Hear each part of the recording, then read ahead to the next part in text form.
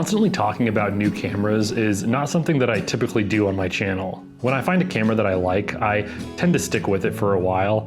It's kind of like my skateboard trucks. The more I use them, the better my grinds get. Now, I say all this because I'm about to contradict myself a little bit and talk about a new camera. So the Osmo Pocket 3 isn't just a camera. It's a camera gimbal combo that is small enough to fit in your pocket or a small fanny sling. So there are loads of videos already about this Osmo Pocket 3 that go really in depth about all of its amazing features. I'm not gonna do that in this video. I'm gonna just hit on 3 things that I really like about this Osmo Pocket 3. So if you're looking for a super in-depth review, I'd say go elsewhere.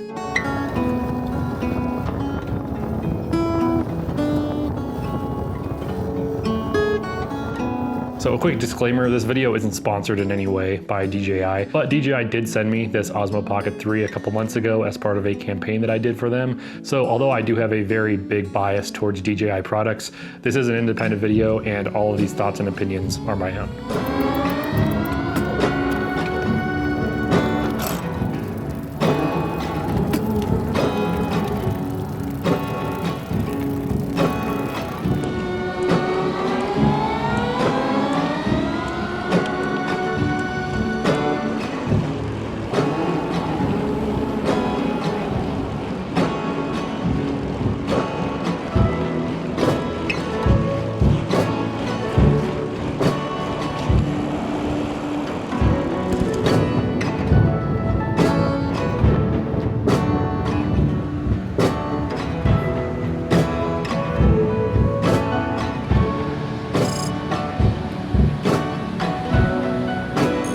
So in the past, the Osmo Pocket series had very small sensors, and even though the original Pocket and the Pocket 2 were cool, they always kind of struck me as looking a little bit cheap and not something that I would typically want to mix in with my bigger cameras. It was really hard to get any separation with those cameras, and the sensors themselves were just subpar at best. But the Osmo Pocket 3 is different because it has a 1-inch sensor, which can actually give you some pretty decent separation, and it does a lot better in low light.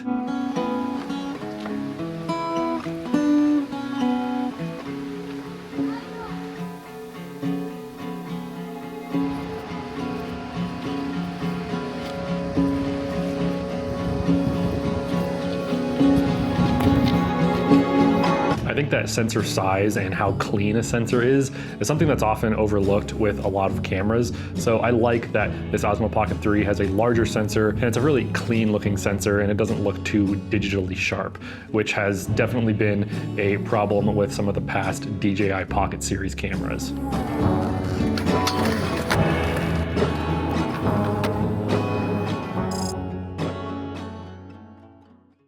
So another thing that turned me away from these little pocket-sized gimbal cameras was the fact that most of them shot in an 8-bit codec. And that's definitely something that can really make your footage look cheap, especially when you want to start pushing it a little bit in the grading process. Thankfully now in the Osmo Pocket 3, we have a really nice 10-bit 4K codec that records around 80 megabits per second, which I think is just still perfectly fine for 4K recording. And I think you get about 130 megabits per second when you're recording in 4K 60. And that all contributes to a really nice, robust image to work with when you get into the grading process. And I'm trying to emphasize this a lot because usually pushing a grade on these small little pocket cameras in the past was something that you basically couldn't do. But now you can actually start grading footage from the Osmo Pocket 3 and mix it in with cameras like a GH5 or an S5 IIX, which I've done a lot in the past few months using this camera.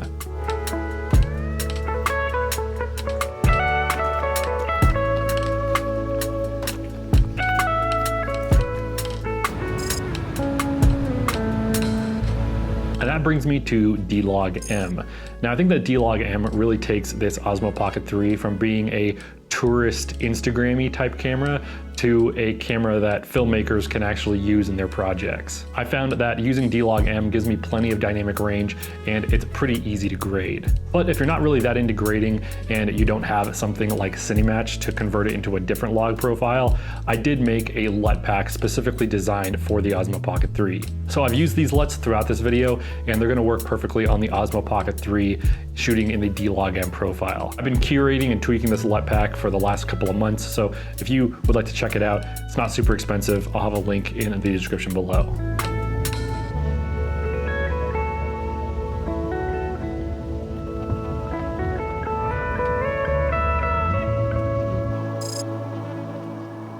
So now let's talk about accessories.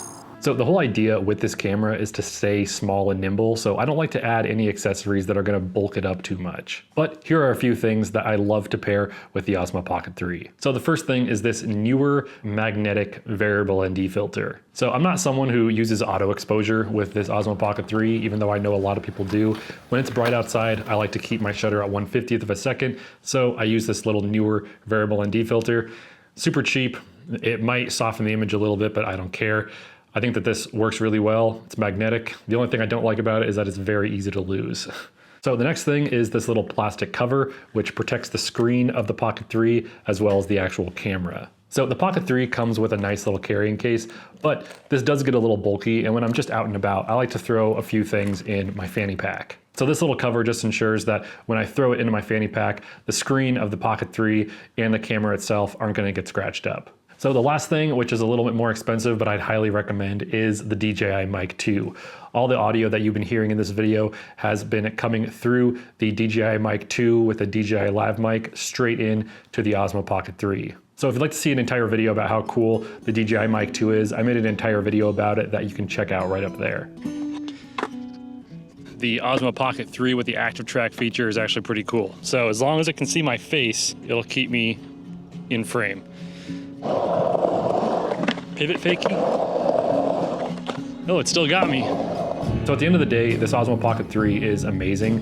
It's not going to do everything for you. It's a fixed focal length gimbal camera, so you have to keep that in mind when you're looking to buy it. I've used it for behind the scenes stuff, tracking shots, POV mounted rigs, and even this talking head was all shot on the Osmo Pocket 3.